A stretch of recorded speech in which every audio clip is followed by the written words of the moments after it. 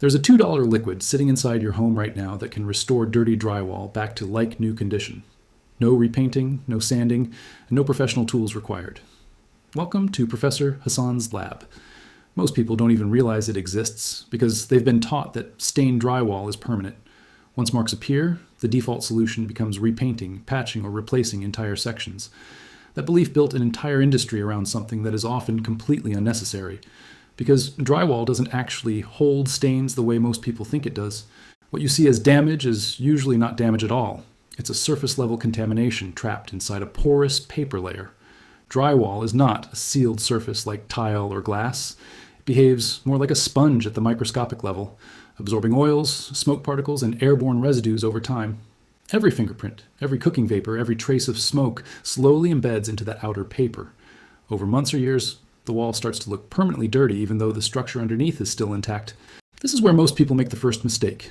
They assume the color change means the material has degraded. In reality, the gypsum core beneath is almost always perfectly fine. The problem exists only within the top few microns of the paper surface. And that changes everything about how it should be cleaned, because if contamination is shallow, it can be reversed without repainting. But traditional cleaning methods don't work properly on drywall. Water alone spreads stains deeper instead of removing them. Harsh scrubbing damages the paper fibers, and strong chemicals often discolor the paint or leave visible streaks. So people try once, fail, and then give up. That failure reinforces the idea that repainting is the only option. But there is a completely different approach that works with the structure of drywall instead of against it.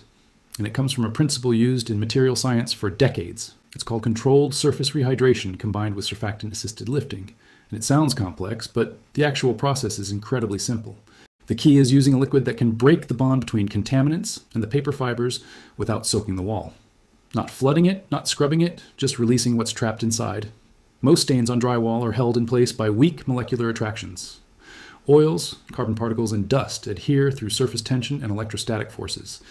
They are not chemically bonded in a permanent way. They are just sitting inside tiny pores, waiting for the right condition to be released. That condition is created using a combination of mild surfactants and controlled moisture. Surfactants are molecules that surround dirt and lift it away from surfaces. They are the same type of compounds found in basic dish soap. But when used correctly, they behave very differently than aggressive cleaners. Instead of dissolving the wall or spreading the stain, they isolate contamination. They break the attraction between the stain and the drywall surface. This allows the dirt to be removed without damaging the paint or paper, and that's the foundation of the $2 liquid method. Because the liquid is not a special product. It's a simple mixture that creates the exact conditions needed for controlled cleaning. Water alone fails because it lacks structure. Strong chemicals fail because they overpower the surface. But a balanced mixture works because it targets the physics of the stain itself. It works with the material instead of fighting it. This principle has been used in conservation work for decades. Museums use similar techniques to clean delicate paper artifacts without destroying them. Old manuscripts, paintings, and archival documents are cleaned using controlled moisture and surfactants. The goal is always the same: remove contamination without damaging the substrate. Drywall behaves in a surprisingly similar way. The painted paper layer responds to gentle chemical action when applied correctly. And that means the same concept can be used at home, without expensive tools or specialized training. Now here's where things get interesting. The cleaning industry rarely explains this properly. Most commercial wall cleaners are designed for speed, not precision. They rely on strong solvents or high alkalinity to force results quickly. That approach works on durable surfaces like tile or metal, but on drywall, it often causes more harm than good. The surface becomes dull, streaky, or even partially stripped, and the user assumes the wall was already too damaged. But the real issue is method, not condition. The wrong chemistry was applied to the wrong type of surface, and that's why the $2 liquid works so differently, because it avoids everything that causes damage in the first place. No harsh solvents, no abrasive particles, no oversaturation, just controlled interaction with the surface layer. Enough to lift contamination, but not enough to disturb the structure. Now imagine a kitchen wall that has absorbed years of cooking oil vapor. The yellow tint looks permanent, almost like the paint itself has changed color. But that discoloration is not inside the paint. It's sitting on and within the outermost layer. When the right liquid is applied, something subtle happens. The surface tension begins to shift. The contaminants lose their grip, and instead of spreading, they start to detach. This is not instant like a chemical reaction. It's a gradual release process. And that's why patience matters more than force, because rushing the process usually leads to damage. A soft cloth or sponge is all that's needed, not for scrubbing, but for guiding the lifted residue away. And this is where most people are surprised. because the wall doesn't just get cleaner, it actually regains its original tone. The color you thought was gone starts to come back. That's when you realize something important. The paint was never the problem. The contamination was simply hiding it. And once removed, the original surface reappears. This effect is especially visible on high-touch areas, around light switches, door frames, and hallways. These spots collect oils from hands over time, and those oils attract dust, creating dark patches. Traditional cleaning spreads those patches outward, but controlled cleaning lifts them upward. That difference is everything, because it determines whether the wall improves or gets worse. Now let's address a common concern. Will this damage the paint? The answer depends entirely on the approach. Aggressive methods will always carry risk, but controlled, low-moisture cleaning is fundamentally different. It operates within safe limits. Modern interior paint is designed to handle light cleaning, especially when moisture exposure is minimal. The key is not soaking the surface, just lightly activating it. Think of it like fog instead of rain. Enough to interact, not enough to penetrate deeply. This is why application technique matters more than the liquid itself. The wrong method can ruin even the best solution, and the right method can make a simple mixture incredibly effective. That's the hidden advantage here, because the ingredients are not rare. They are already in your home. What matters is how they are combined and applied. And that's where most tutorials fail.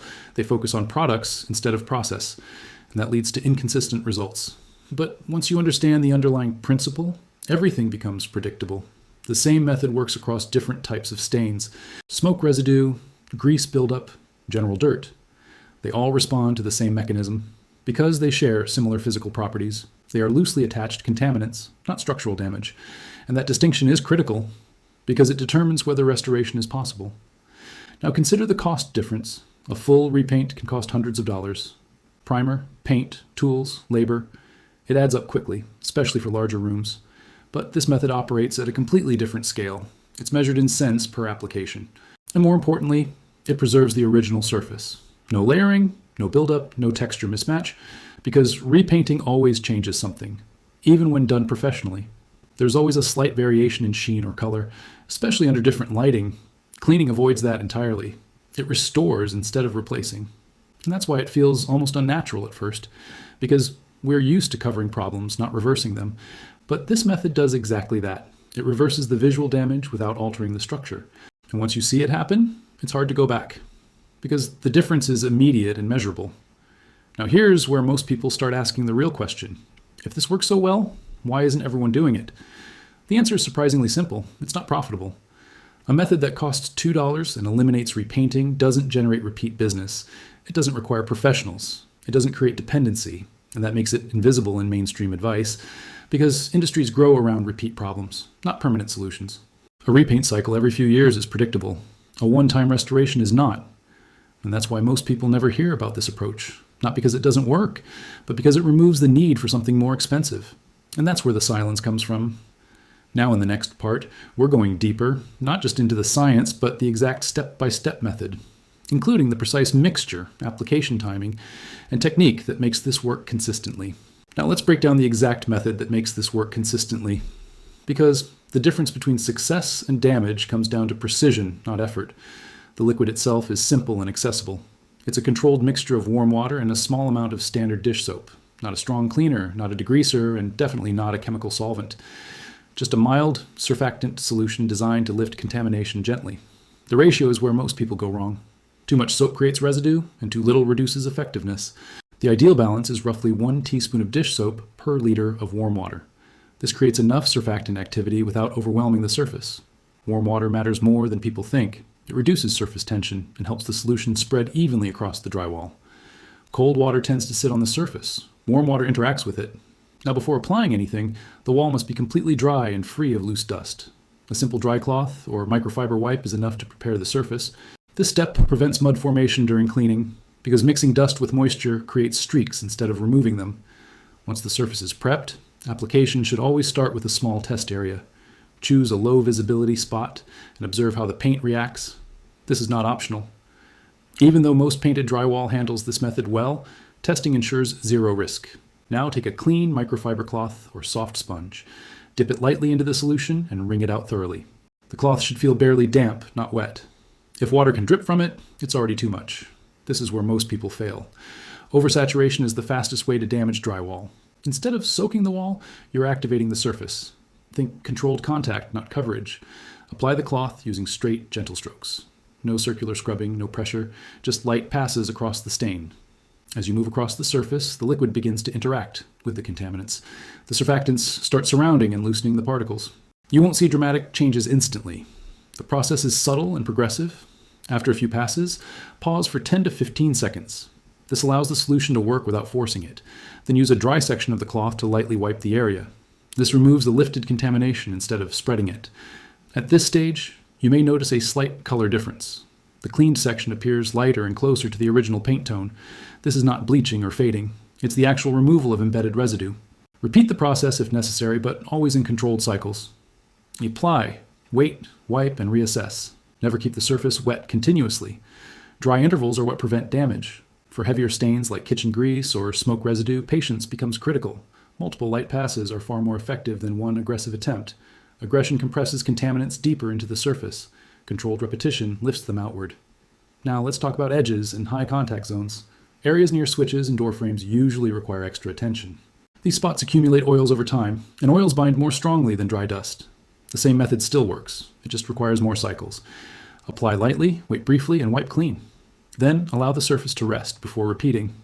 Over time, the buildup begins to fade layer by layer until the original surface becomes visible again. One important detail most people ignore is cloth cleanliness. Using a dirty cloth reintroduces contaminants back onto the wall. Always rotate to a clean section after each pass, or switch to a fresh cloth when needed. This alone can double the effectiveness of the process, because removal depends on separation, not redistribution. Now, let's address something critical. What about marks that don't disappear? Not all stains are equal. Some involve slight paint damage or chemical discoloration. In those cases, cleaning will still improve the appearance, but it may not fully restore the original look. This is where realistic expectations matter. The goal is restoration, not perfection. However, most everyday stains fall into the removable category, especially fingerprints, dust buildup, and light grease. These respond extremely well to surfactant-based cleaning because they are loosely attached by nature. Now here's a professional level tip. Use directional cleaning based on light sources. Walls often appear different depending on how light hits them. Cleaning in the same direction as light reflection reduces visible streaking. This small adjustment creates a more uniform finish, especially in rooms with strong natural lighting. Another overlooked factor is drying time. After cleaning, allow the wall to air dry completely. Do not use fans or heat to speed up the process. Rapid drying can create uneven marks. Natural evaporation keeps the surface stable, and stability ensures consistent results. Now let's talk about frequency. This method is not just for restoration. It can also be used for maintenance. Light cleaning every few months prevents buildup from becoming visible. This eliminates the need for major restoration later. It keeps walls looking consistently fresh. Think of it as preventative care. Small actions that avoid large problems. Now here's where this becomes even more powerful. This same principle applies to multiple surfaces. Painted doors, cabinets, and even some ceilings respond similarly, as long as the surface is not overly sensitive to moisture. But drywall remains the most noticeable transformation because it absorbs more contamination over time. And when that contamination is removed, the change is dramatic, often beyond what people expect. Now let's address the biggest misconception. People think repainting is always the proper solution, but repainting doesn't remove contamination. It simply covers it. In some cases, trapped residue can even bleed through new paint over time, especially with smoke or grease stains. Cleaning removes the problem at its source, instead of hiding it. And that's why this method feels more permanent, because it actually is. Now imagine applying this to an entire room. Walls that looked aged and dull start returning to their original tone. The space feels brighter, cleaner, and more defined, without changing a single layer of paint. This is not a visual trick. It's a physical change at the surface level. And once you understand it, it becomes repeatable. The same method works again and again. Now here's something most people never consider. The psychological impact of clean walls. Walls take up the largest visual area in any room. Even slight discoloration affects how a space feels. Restoring them changes the entire atmosphere, without moving furniture or redecorating. This is why the effect feels so noticeable, even though the process itself is simple. Now let's talk about cost again. The total expense of this method is almost negligible. A small amount of dish soap and water is all it takes. No specialized products required. Compare that to repainting. The difference is not just money, but time and effort. Cleaning takes minutes per section. Repainting takes days for a full room. And more importantly, repainting introduces new variables. color matching, drying issues, and uneven finishes. Cleaning avoids all of that. It works with what already exists. Now here's the final piece most people overlook: consistency. This method works because it's controlled, not because it's powerful. The moment you try to speed it up, it fails. The moment you stay patient, it succeeds. That's the hidden rule behind everything you've just learned. Precision beats force every time. And once you apply that principle, drywall stops being a problem surface. It becomes manageable. Now you understand what that $2 liquid really is. It's not a product. It's a method built on simple chemistry and correct application. And it's been hiding in plain sight the entire time. Most people never question why walls get dirty. And even fewer question whether that dirt can be reversed. But now you know the answer, and once you see it work, you won't look at stained walls the same way again. If you made it this far, you already understand more about drywall cleaning than most homeowners ever will. And that knowledge alone can save you hundreds of dollars every year. Because sometimes the best solutions are not new, they're just overlooked, and this is one of them.